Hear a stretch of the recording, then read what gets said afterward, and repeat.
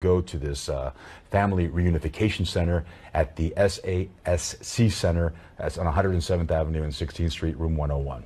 The FIU president, Mark Rosenberg, he just sent out an email saying, "I am heartbroken at the news of the collapse of the pedestrian bridge.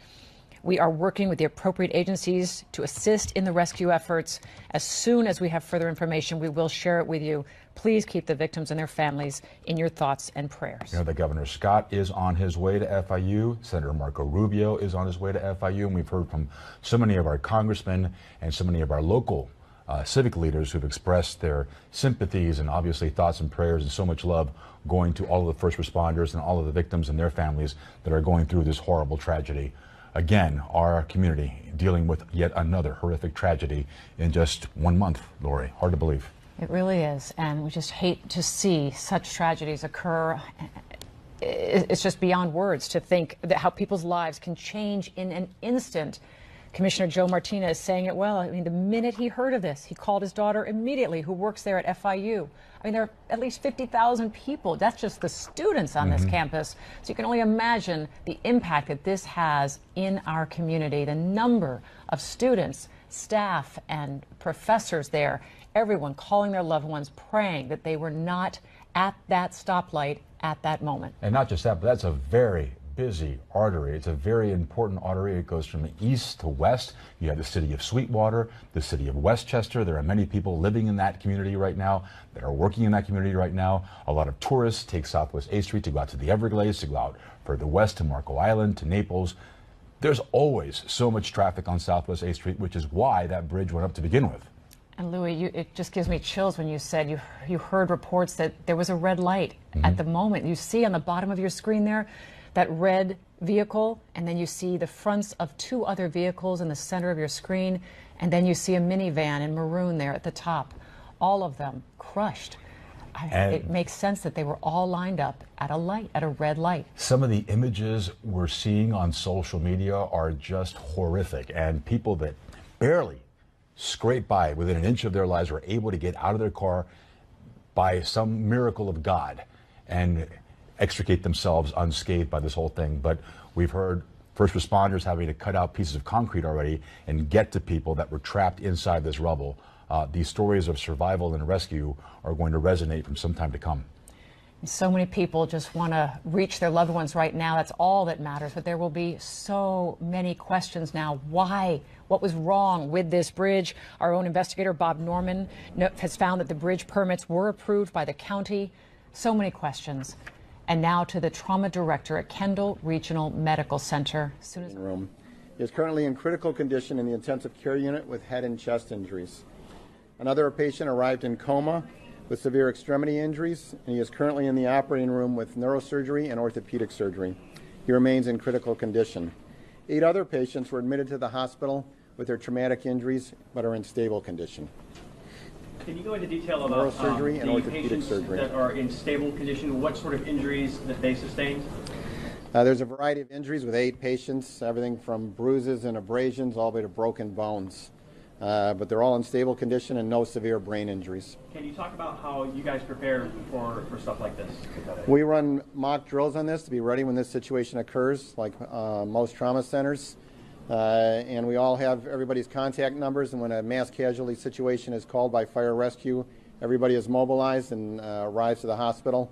Surgeons, emergency physicians, neurosurgeons, orthopedic surgeons, radiologists, nurses, and are here to take care of the patients. So we have probably 20 or 30 physicians that aren't in front right here that are ongoing taking care of the patients to make sure everybody gets the best care. Is your staff still on standby? Are you waiting for more patients? What's your status right now? Fire rescue notified us that we're unlikely to get any more critical patients. We're still all in the building though, just in case. Can you go into detail a little bit more about how you are getting ready? Of course, the rescue efforts continue, and at any moment there could be many more victims that come your way. How are you getting ready? How are you ready for that? We have a couple dozen physicians and surgeons that aren't in front here, that are in back, ready for the patients. The 8 have been stabilized. They look good. The 2 have been operated on. So we're ready and available to take more critical patients if needed, but fire rescue has notified us that it's unlikely for any more significant numbers of patients. What's the age range? Of course, the campus is on spring break. You know, some of the patients were critical and we didn't get an age, but I would say the age range is 20 to 50. And do you know if any other patients were taken to other hospitals? I heard through the grapevine, because some of the other surgeons were texting back and forth, that some went to other hospitals. So there could be more than 10 trauma patients. Absolutely. Have you guys dealt with this before? This is the biggest casualty all at one time. We run mass casualty drills regularly, and we've routinely gotten smaller numbers, 3, 4, 5, 8 patients at a time, but 10 level 1s at one time was, our biggest. How long was it between, the time where the first patient came in and the last one came in? How long? Time stands still in these situations, but I think, maybe 45 minutes?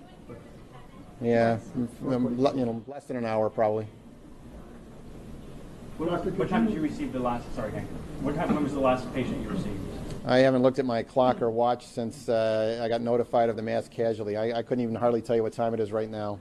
Could you give us just a quick rundown on the numbers that are here and their condition one more time?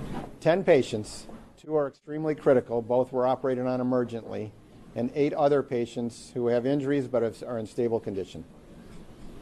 Fortunately, we're not too far away from the scene of where this happened. How did that play a role in terms of getting these patients here and treating them as quickly as you could? One of the factors that the Department of Health follows is the travel time for the fire rescue team. They like to have it as short as possible for the critical patients. So we happen to be close by, that worked out. And to that point again, what time did the first patient come in? Can you say that? I wasn't even looking at my watch or clock or my phone when this all started. I don't know if you recall the exact time. Approximately 3 o'clock. Approximately 2 o'clock. 2 o'clock. It started. Time stands still in these situations, and time really doesn't matter. Everybody just gets mobilized and starts taking care of patients. Yeah, we can redo it. We can do this in Spanish. My partner is bilingual, and happy to answer questions and give the statement in Spanish. Hola. ¿Su nombre, por favor? Yo soy el doctor Orlando Morejón, soy uno de los cirujanos de trauma aquí en este hospital. ¿Puede explicar cuál ha sido la atención que le han dado durante el día de hoy a los heridos? Sí, cómo no. Nosotros recibimos 10 pacientes de este accidente terrible. Movilizamos a todos nuestros cirujanos de trauma, nuestros doctores de sala de emergencia, cirujanos ortopédicos y los neurocirujanos. Recibimos, como le dije, 10 pacientes debido al colapso del puente. Uno de estos pacientes llegó a nuestra facilidad, a nuestro hospital, básicamente muerto. Le recomenzamos el corazón y se operó de emergencia. Permanece en un estado crítico en nuestra unidad de cuidado intensivo a este punto. Recibimos otro paciente también crítico, el cual fue operado por nuestro servicio de neurocirugía y cirujanos ortopédicos, y también se mantiene en condiciones críticas. Aparte de esos dos, recibimos 8 otros pacientes que no están en condiciones críticas y parecen estar más estables, los cuales la mayoría serán ingresados también al hospital para observación. Esos 8 pacientes estables, ¿puede explicarnos básicamente qué fue lo que sufrieron? Sí, cómo no. Hay una variedad de heridas y de severidad, todo de cortadas pequeñas hasta huesos fracturados. ¿Nos puede explicar básicamente a partir de qué hora ustedes comenzaron a recibir a todos estos pacientes? Fue aproximadamente a las 2 de la tarde cuando recibimos la noticia, y aparte del servicio que normalmente tenemos listos para cuidar 4, 5, 6 pacientes, tenemos una reserva y toda la reserva se movilizó inmediatamente. Tenemos aproximadamente 20 o 30 cirujanos y doctores de sala de emergencias y de varias especialidades listos para aceptar más pacientes ya a este punto. O sea que en los próximos minutos o horas ustedes podrían estar recibiendo más pacientes. ¿Cómo no? ¿Podría explicarnos la magnitud de esto y cuán preparados ustedes estaban para esta emergencia? Sí, cómo no. Esta es la emergencia involucrando la más alta cantidad de pacientes que hemos tenido desde que abrió el centro, pero nosotros entrenamos de rutina para escenarios como este, así que estábamos listos, gracias a Dios, y estamos listos todavía para más pacientes si es necesario. ¿Ustedes saben si aparte del Kendall Regional hay más heridos en otros hospitales por comunicaciones que han tenido con sus colegas? Sí, hemos oído que hay otros pacientes que fueron llevados a otros hospitales y no tenemos los detalles sobre esos. Doctor, ¿cómo usted podría describir, al ver el cuadro de estos pacientes, la magnitud de esta tragedia en el día de hoy? Es una tragedia severa. La mayoría de personas no están acostumbrados a ver pacientes que están heridos. Nosotros sí. Lo que no estamos acostumbrados es ver esta cantidad de pacientes. Pero afortunadamente nos entrenamos para escenarios especialmente como este, específicamente. Usted incluso habló de un paciente que llegó con un arresto cardíaco, prácticamente muerto. O sea, aquí ustedes tuvieron que resucitar. Exacto. Fue un proceso bastante largo, ¿no?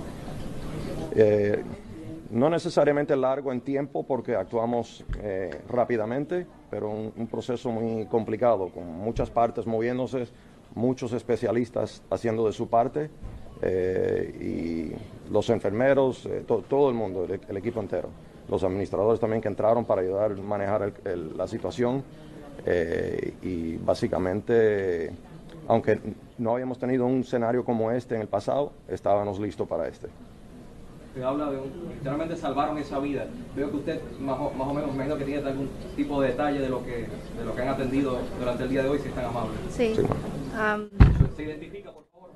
Mi nombre es Marcela Ramírez, soy una doctora cirujana de trauma con especialidad en cuidados intensivos. Sí, como todo el equipo, yo he sido parte para atender y cuidar a estos pacientes que vinieron severamente heridos y con muchas fracturas. Tuvimos este paciente, yo estuve involucrada con el paciente que estaba que tenía el paro al corazón, que le dimos muchas transfusiones de sangre. Nosotros, el banco de sangre de nosotros está listo para toda cantidad de sangre que necesitemos. Hasta ahora lleva como 15, 20 unidades de sangre que le hemos dado a este paciente. Le hemos estado resucitando, haciendo masaje para el corazón, hasta ahora él fue para cirugía con mi compañero. Él ahora está todavía crítico, pero todavía está aquí con nosotros. Estamos hablando de un hombre aproximadamente, ¿qué edad? Como unos 30 años. Por lo menos ustedes pudieron salvar esa vida. Sí, y estamos aquí listos siempre para salvar todas las otras vidas que vengan, a lo que esté en las manos de nosotros. Doctora, nunca antes ustedes habían tenido un escenario como este aquí en el hospital. ¿Nos puede explicar la manera en la que ustedes han respondido? No, nosotros hemos tenido así como varios pacientes de trauma. Este es un evento que no había pasado antes aquí en Miami, pero sí hemos tenido pacientes que vienen 4 o 5 de accidentes de carro que pueden venir casi al mismo tiempo, y nosotros estamos listos para atender todos estos pacientes. Nosotros también tenemos entrenamientos que se trae, entrenamos con los residentes, porque también este es un centro educativo. Entrenamos con los residentes y hacemos simulacros de un evento como este. Y entonces hemos estado preparados. Tuvimos un simulacro ahora a fin de año, como en octubre o noviembre, tuvimos uno, y ahora tenemos uno planeado en abril para eso, para que todo el staff, todo el personal que trabaja en el hospital esté listo para este tipo de evento. Okay. Thank you very much. Thank you. Thank you. Wow.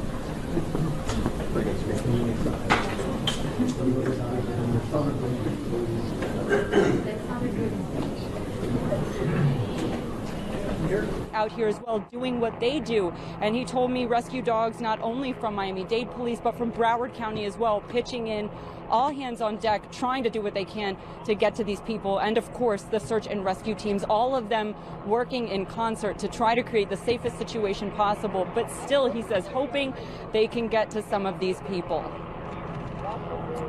And Amy, it's interesting that you mentioned Broward and Miami-Dade. I mean, when something like this happens, the entire South Florida community rushes in. They do, and that's what he has said, that basically when you have an event like this, which is essentially, if not a national tragedy, I mean, the whole country is watching what happened here today. It's unbelievable. You have all jurisdictions pitching in. These officials who have been out here locally from the different agencies, from the university, politicians as well, all preparing for Governor Scott to arrive. That is expected. They want to get with him and find out exactly what happens next, what they can do for the families of the people involved in this tragedy, and of course, to look toward the future. He did tell me he has serious questions about what happened here, and that's something that they they are going to be focusing on. I asked him specifically if he had heard anything when he had a chance to be up close to that bridge and hear from the people who are working on it, if he had heard anything about a stress test or what type of work those crews were doing on the bridge at the time of this collapse. He says he has not heard that yet. He does not know that information yet. Simply that there were workers on the bridge, and that was it. No pedestrians. Of course, as we have been reporting, this was not open to pedestrian access. They were still trying to get this ready. So excited to reveal it at the end of the year. Obviously, that is not going to continue at the current pace. I asked him what would be next potentially for this project. He says that's not clear. It's not clear at this point if they're going to even continue with this bridge. Of course, this tragedy potentially ending in several lives lost, that is the focus tonight. From there, the questions will be asked, what went wrong here? And of course, only then can they begin to look at what happens next. Obviously, there was a great need for this bridge due to safety concerns at this intersection where at least one student we reported had died, but no one anticipated what happened here today. Now, that is the irony of this entire project. This was meant to keep students safe. And of course, we see the horrific consequences of this particular bridge, this quick bridge that went up basically in one day. And I'm told that there was actual political opposition to this bridge. Did the mayor of Sweetwater express that to you? Right now, the construction company, Munilla Construction Management, is under scrutiny. I understand they had a project before in Fort Lauderdale where a bridge or a similar structure also had some problems. Have you heard anything about that? Well, we have heard that there are some cases where there have been complaints or some issues with these companies. When I asked the mayor of Sweetwater about his questions with respect to these companies, and I also asked Miami-Dade County Commissioner Joe Martinez about whether or not the county is going to be taking a hard look at their decision to work with these contractors, whether they have any other projects ongoing with these contractors. He said, of course, that is something they are going to be taking a hard look at. Of course, nobody wanting to weigh in too heavily right now with their thoughts on these companies because, as you know, we don't have all the information about what happened here today. So everybody trying to temper their comments and really continue to focus on the efforts to get these people out. But of course, you have to know, and they have expressed that to us aside, that they have serious questions. It will be a priority getting bottom of what happened here, and should there be any negligence or anything that was wrong on the part of these companies, that is something that these politicians tell us they will be taking a hard look at. Well, of course, the priority right now is getting to those who need help. So that is what we're focusing right now, the search and rescue mission that we're seeing play out right before our eyes. We see a search dog right there joining the team, trying to find signs of life underneath that rubble. Thank you, Amy Viteri. We'll check back with you later on. Our team coverage continues with Carlos Suarez. He is just feet from this fatal scene. Carlos, what are you learning at this point? Calvin and Laura, you're taking a look at two of these cars that are trapped underneath all of this rubble. In the last couple of minutes, I have been able to confirm that a GO team from the National Transportation Safety Board is expected here at some point at the earliest tonight. I'm told that that team will most likely be made up of anywhere between 12 to 15 safety investigators. And once they're here, they will most likely meet with Governor Rick Scott. He is also expected at some point to arrive to FIU here, where he will get briefed on the latest information on what happened. He's also expected to pay a visit to the victims over at Kendall Regional Hospital, where they are being treated. The timeline for when this team from the NTSB, as well as when the governor is expected here in South Florida, is still very much unclear. The concern in terms of the search and rescue that's unfolding right now is they don't want to bring in this heavy equipment. Earlier this afternoon, we saw a number of cranes that had taken up positions here along Southwest 8th Street. Those pieces of equipment, all that heavy equipment, has been taken out of Southwest 8th Street. We would imagine that at some point that equipment will get closer to that construction site, to the debris field, because they'll have to start removing some of this debris. The attention and the workout here, at least for search and rescue tactical teams, is trying to see if there's any sign of life. Earlier in the afternoon, they had asked media helicopters to back off a bit so that crews keep an ear out for the possibility of anyone being trapped inside. And as you've been seeing on our air, there are a number of canines that have been brought out. Their job is also to try to find the possibility of anyone that is trapped inside and may be alive. Again, the latest piece of information, at least from the NTSB side of things, is that a GO team will make its way here at some point today. That team is expected to be made up of anywhere between a dozen to 15 national safety investigators.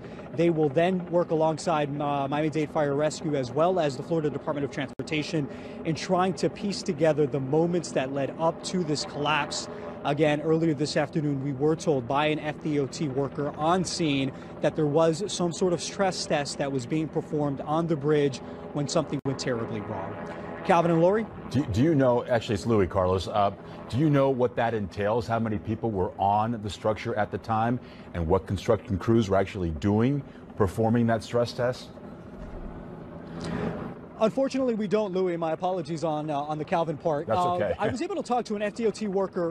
One thing that stood out when we first got to the scene here was the fact that there were already a number of FDOT workers here. And that was an unusual sight because, unfortunately, in covering these types of stories, usually the investigators show up sometime after. So the fact that there were a number of FDOT officials already here on site was an interesting part. I saw one worker that was walking toward our general direction, and I asked him a couple questions. He said that he couldn't be interviewed on camera, but he said, listen, there was a stress test that was taking place. I asked him what kind of stress test, because a lot of these structures, you can do any number of tests on them to make sure that their structural integrity is what it needs to be.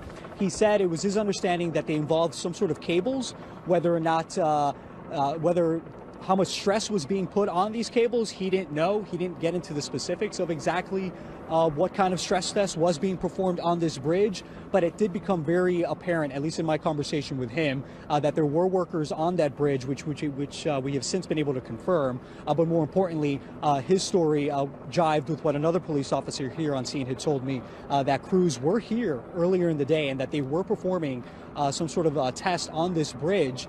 The question that obviously is being asked, if people couldn't walk across the bridge, was there really any business for drivers to be underneath it? And another big question is, if that stress test was taking place, what portion of Southwest 8th Street, if any, had been shut down? It's our understanding, at least from what we've been able to talk to folks out here, that Southwest 8th Street going west may have been shut down for a part of the afternoon for this test.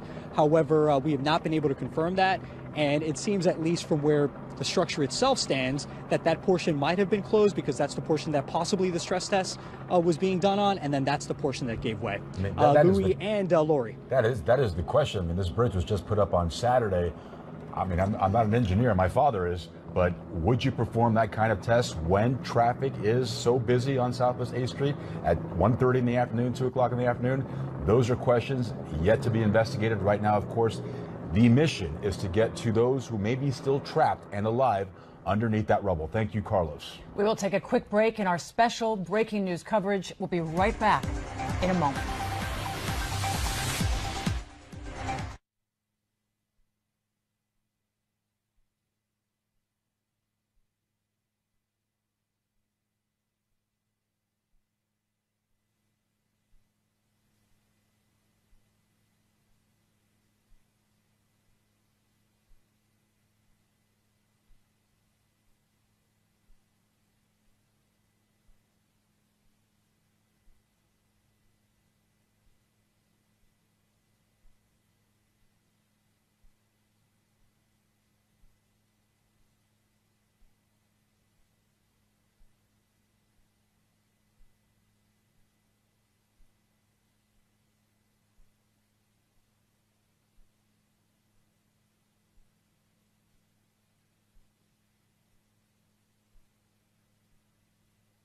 We saw the TRT folks deploy two canines to this area here. They were working on the east side of this collapsed structure. They are both currently taking a break. So both of those dogs are doing that. They reported back what they call hits. That's when the dog gives them an indication that there may be some activity or something occurring.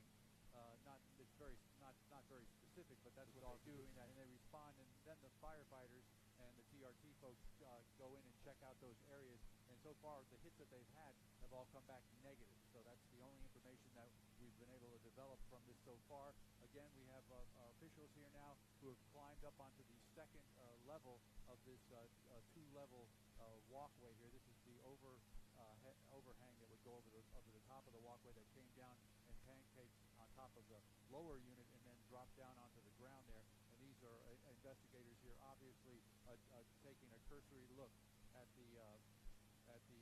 the situation here. And again, this is all unfolding. We'll continue to watch it, and 7 News at 5:30 will be back after the break.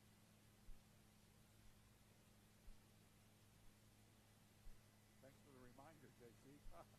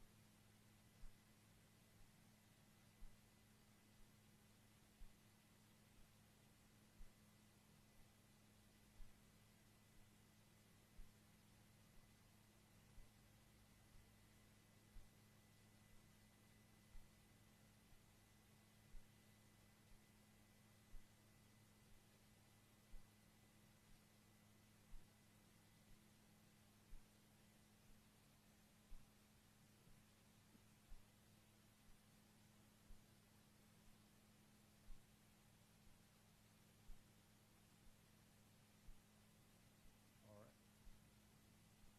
FIU. And there are many people who are injured, and we are hearing from local law enforcement officials as well as local leaders here.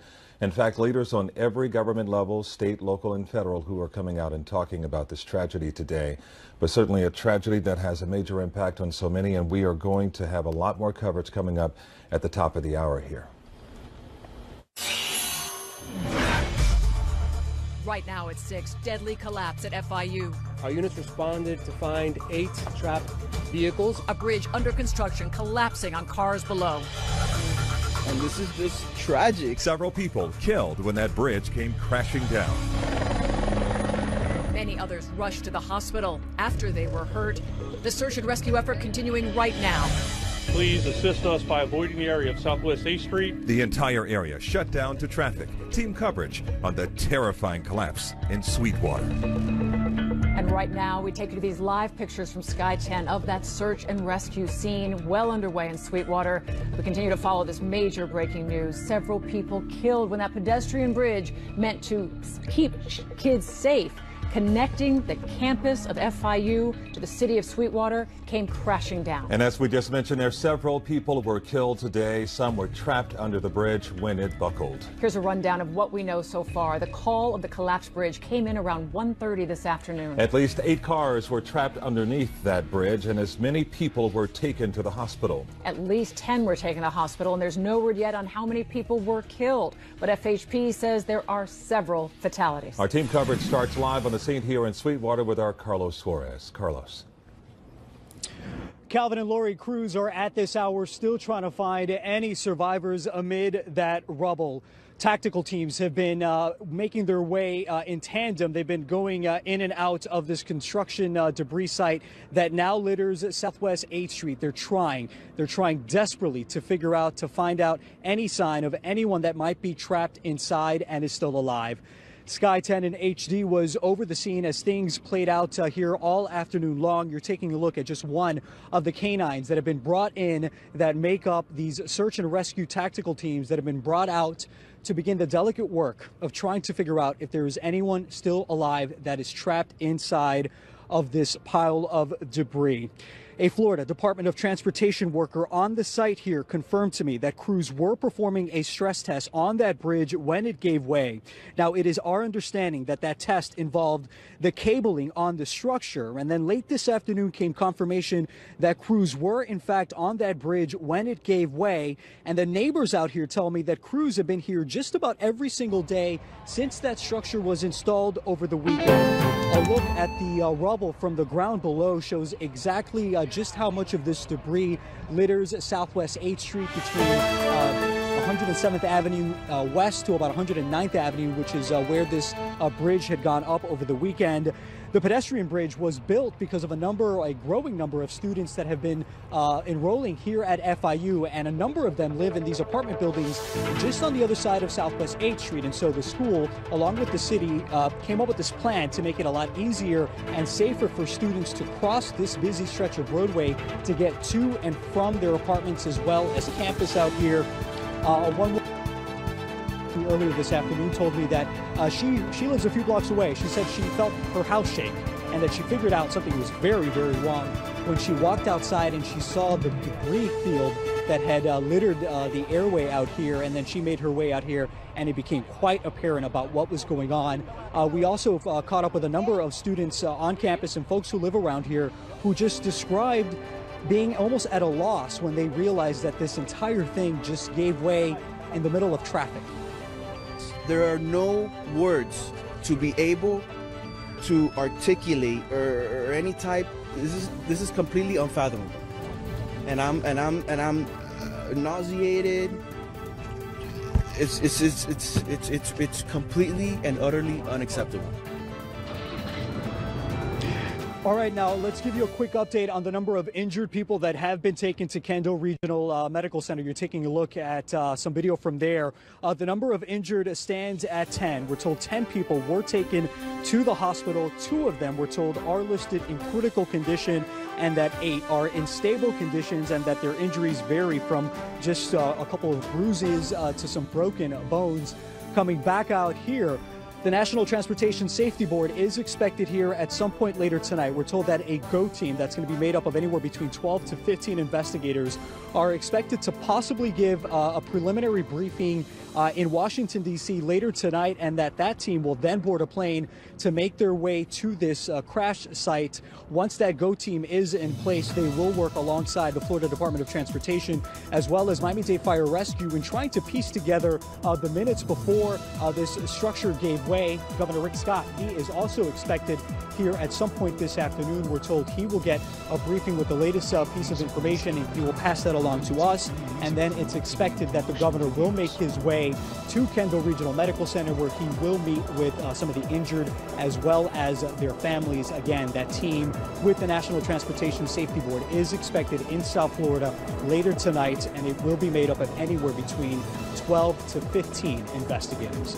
Carlos, you know, the folks at the hospital said they had those 10 patients there. Their guessing age range was about 20 to 50.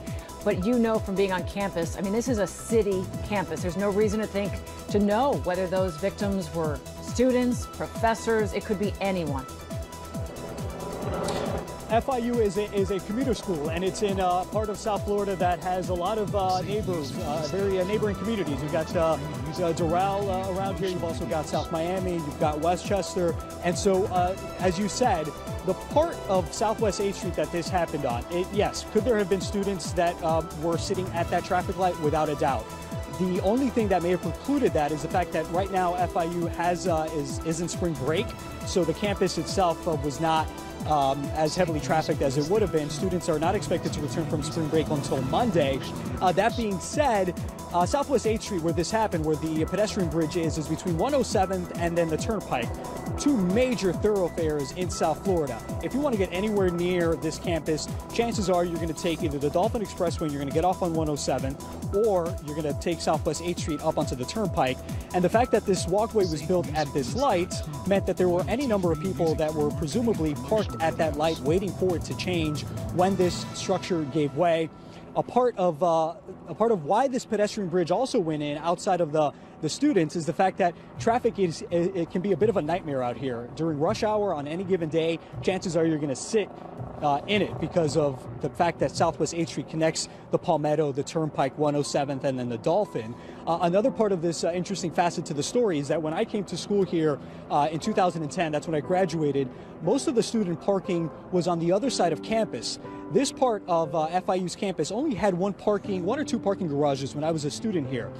In the years since I've graduated and the school has continued to grow, the school has built a number of new parking garages. And so when I came to school here, you almost never really wanted to park on this side of the campus because there wasn't much available. But now, several years later, because these parking garages have gone up, students by and large are trying to park on this side of campus, which is why this pedestrian bridge was being built, in part as well because of the neighboring apartment buildings. Guys? What was meant for safety has now turned into a tragedy on the campus of FIU. Carlos Flores, thanks a lot. And to Carlos's point here, we just got a tweet from our digital division here that said a witness who was actually at the stoplight is telling us that a construction worker or construction workers were on top of the FIU bridge as it fell.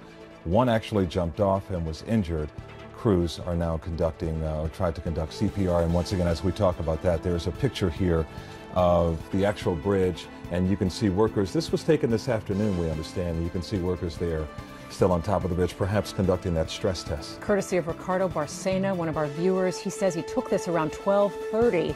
The first reports of the collapse came at 1:30. So you can see those workers high atop this pedestrian bridge. The lower part with the orange roping there, it wasn't even completed. It appears they were running tests or doing something on the bridge. This just an hour before this fatal collapse. Yeah, it was still technically under construction, not set to open until early next year. And you can see those workers, perhaps if this tweet is true that we got earlier just into our newsroom, that some of the workers jumped off. One was injured and had to have CPR done on him. And I think it's interesting too, if we go back to the live picture, you can see that some cars, you can see a row of cars actually flattened by the concrete that came crashing down. So we know at least 8 cars are under this rubble here, but a row of cars are still stuck underneath all of this concrete. Because by all reports, there was a red light right there under the bridge. Cars were stopped right there when the bridge collapsed. Our team coverage continues now with Local 10 News reporter Amy Viteri. She's been out there at the scene speaking with the fire and police officials and what they describe, Amy, as just a horrific scene. A terrible scene, Lori, and a scene that is requiring them to be very careful and to go very cautiously and slowly as they try to get to any people who may still be alive under that debris that you are looking at. Of course, I want to take you to our live view from Sky 10, which really provides you the best perspective of what we're talking about here. You can just see the size of that bridge. We're told it's nearly 200 feet long when it collapsed onto the roadway below, trapping vehicles underneath. And of course, officials confirmed to us there were workers on the bridge at the time of the collapse, several of those injured as well. They have not been able to tell us what they were doing, what specifically they were working on at the time this happened. But as we know, it appears traffic was moving on the street below because so many people impacted by this. We have been able to talk to people out here who have been out here for hours asking questions because they believe their loved ones may have been affected by this collapse. Driving by, of course, as we have been reporting, 10 people at the hospital, 2 of those in critical condition. And I want to let you listen to a little bit of what we heard from first responders within the last couple of hours. Our teams are still in rescue and search mode. They're still working the debris pile. We have search dogs in place. We have technical listening devices and fiber optics. We're drilling holes into the pile to try to locate any viable patients. We have over 100 technicians here working in this area that have many years of experience working on collapsed with concrete. So you can expect the heavy equipment moving certain areas of the bridge little by little, creating safe zones that they can continue their search. All right, and we have a look at some of that heavy equipment. He mentioned 100 technicians. They are bringing in all the resources they have. That heavy equipment that they referenced, including cranes, being used to shore up the sections of that bridge, which is, of course, still a concern as they work to extricate those cars and potentially, hopefully, people from underneath there. They have to be extremely careful because of the hazards that this collapsed bridge still poses. And as for how this happened, that is the big question. We also spoke with Miami-Dade County Commissioner Joe Martinez. This is his district, and he has been here for hours as well. Take a listen. The bridge was still in the hands of the construction company. It had not been turned over to the Department of Transportation, who commissioned the bridge, or FIU or anybody. It was still not in their hands. This was an ongoing project. It was an ongoing project. They had put it over, and I'm assuming and guessing that it had been fastened enough to the point where traffic underneath could have been, was supposed to be safe. They guaranteed that. Are you going to come back? All right, and looking now live from our location, we can see at least 2 cars from where we're standing crushed under that bridge. Of course, that bridge just extended across the length of this roadway on Saturday, was not open to pedestrians yet, and nobody expected this to happen. Lori and Louie. And Amy, this is Calvin. Or forgive me, I believe Calvin. It's okay. But Amy, so how are they identifying the people who are inside those flattened cars underneath the rubble there?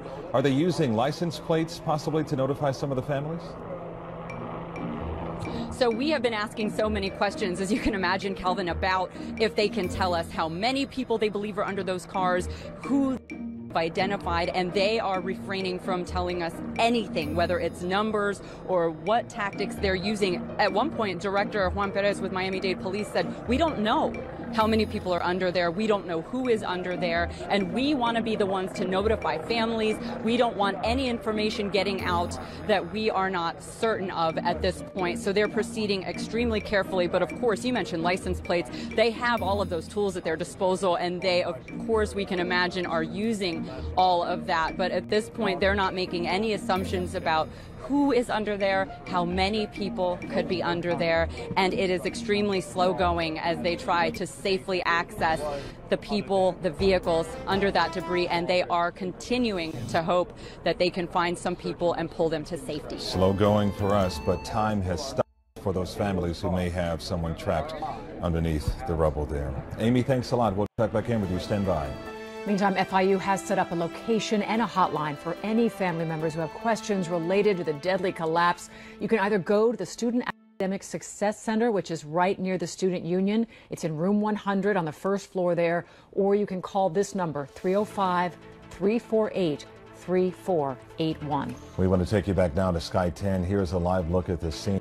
This bridge collapsed. The rubble now stretched across 6 lanes of Tamiami Trail, and this is just a tough sight for so many, because underneath all of that rubble, flattened cars and possibly survivors who are holding on to life, trying to wait for someone to come rescue them. But this is now a race against time. This has been going on just after 1:30, perhaps 1:48. The first call came in.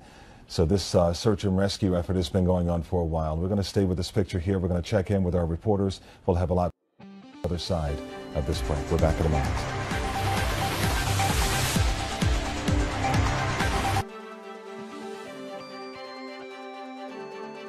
You wouldn't call a carpenter for a root canal, so why call a big box store for flooring? Dolphin Carpenter.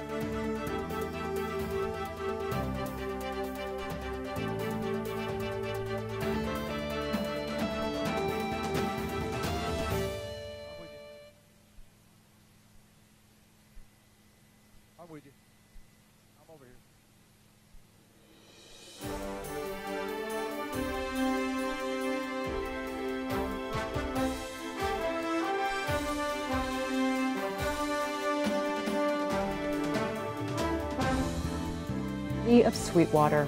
And there are FIU banners everywhere on this scene, right there at 8th Street and 109th Avenue, where suddenly around 1:30 this afternoon, this brand new pedestrian bridge just came crashing down.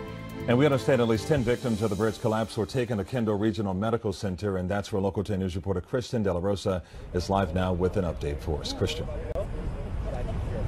And I can tell you the medical staff here telling us that there is an intense fight right now to keep people alive here at the trauma center. We're told 2 victims are fighting for their lives right now. Both were told in extremely critical condition, one arriving in cardiac arrest, the other in a coma. We're told 8 other victims also here with an array of injuries. So 10 victims in total. Their ages ranging from 20 to 50 years of age. The medical staff here describing an intense and a chaotic scene as all of these victims just came back to back to back. The first victim arriving around 2 p.m., the rest arriving within minutes. Go ahead and take a listen. There's a variety of injuries with 8 patients, everything from bruises and abrasions all the way to broken bones. But they're all in stable condition and no severe brain injuries. This is the biggest casualty all at one time. We run mass casualty zeros regularly, and we've routinely gotten smaller numbers, 3, 4, 5, 8 patients at a time, but 10 level 1s at one time was our biggest. As you can imagine, they have their hands full. We're also waiting to confirm of other victims that have been taken to other hospitals in the area. We also know that inside they are standing by for more victims to arrive as the rescue operation continues at the scene, as authorities continue to look through that rubble, looking for people who may be alive. We are standing by for any updates that come in. We're also hearing that the governor may be here a little bit later on tonight to visit with the victims. Back to you. And yet, Christian, it was kind of chilling and sad to hear the trauma director say that police and fire rescue have told them at the hospital that it's unlikely they will be receiving any more patients. And that is, what's really sad about situation, but as the medical staff here says, they train for these type of things to happen. Of course, this is something that they've never had to deal with here at Kendall Regional Medical Center, but they are standing by and hoping for the best. Well, the Urban Search and Rescue Team has been trained for this moment. Our Christian De La Rosa live for us at Kendall Regional Medical Center. We'll be checking back in with you. Stand by there, Christian. Thanks a lot. And we were able to head out to the headquarters of the company that built this bridge. Our own Todd Tongan is live for us in South Miami right now with the latest there. Todd, what have you learned about the company?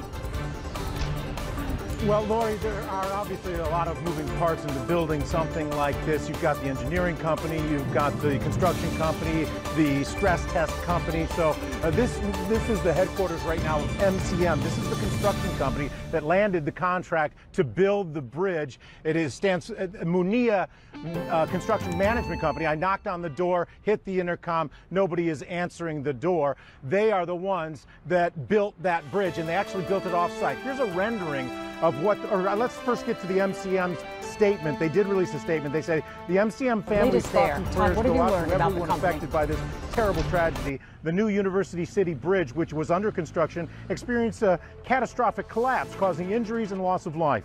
MCM is a family business, and we are all devastated and doing everything we can to assist. We will conduct a full investigation to determine exactly what went wrong, and will cooperate with investigators on scene in every way. Munia Construction Management Company. Here's a rendering, a 3D rendering of what that bridge would have looked like had they finished building it. It was actually ironically touted as a bit of an engineering and construction marvel. It had stools and tables all along the bridge. They were going to have Wi-Fi on the bridge. They were hoping that students would use the bridge not just to get to places, but to also sit up there, do their homework and other things of that nature.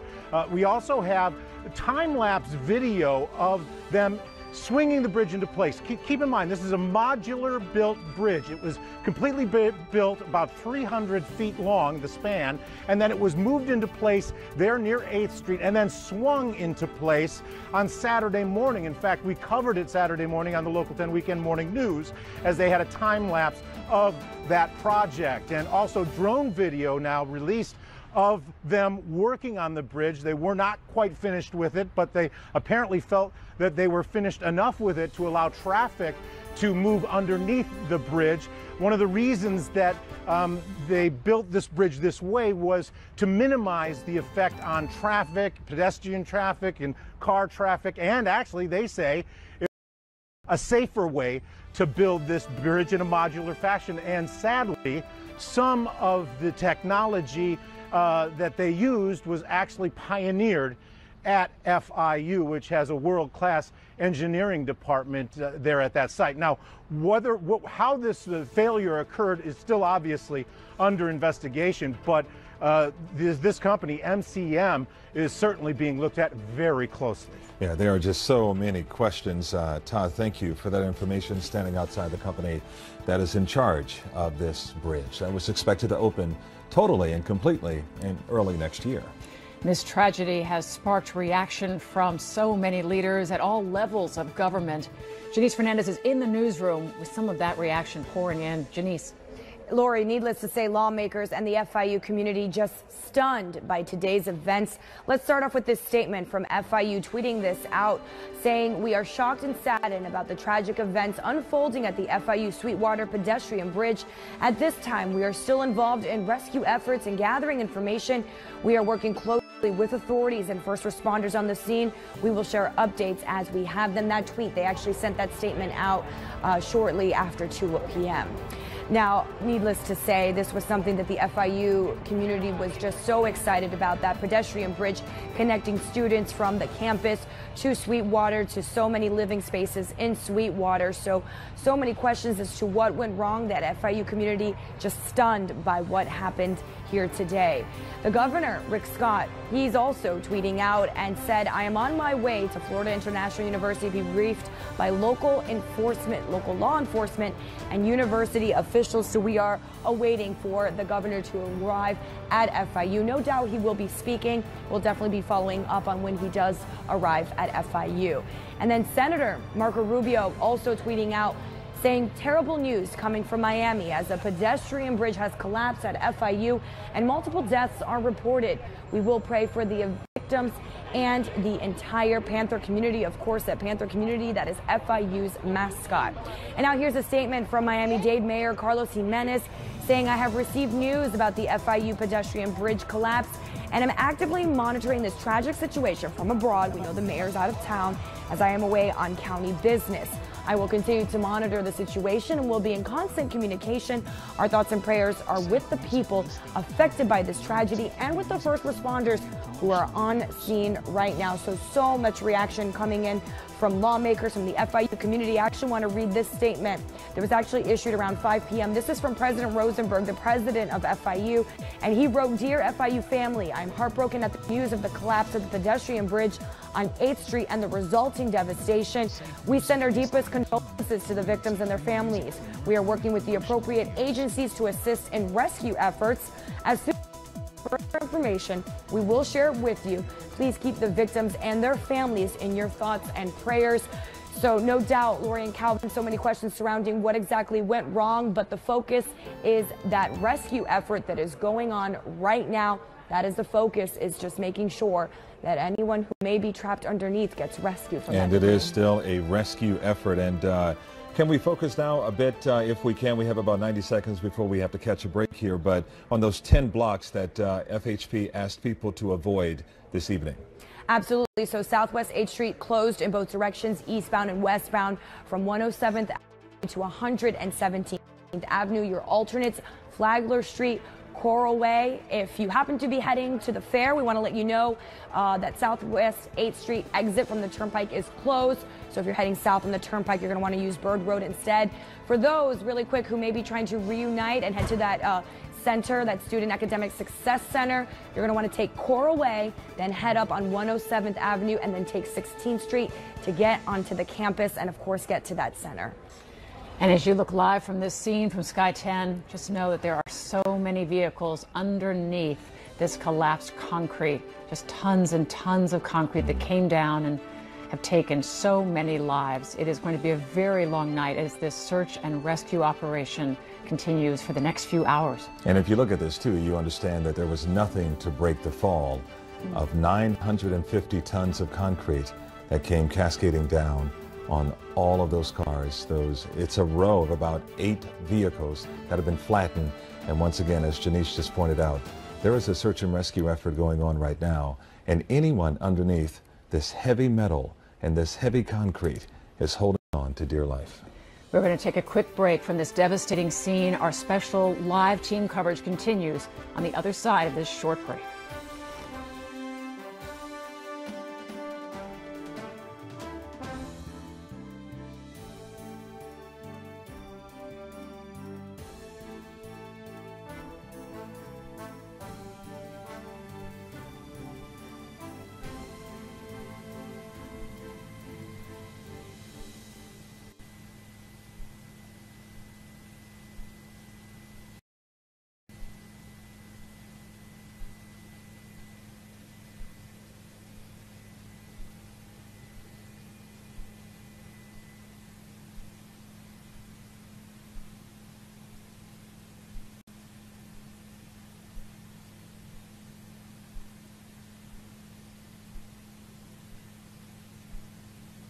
Hello?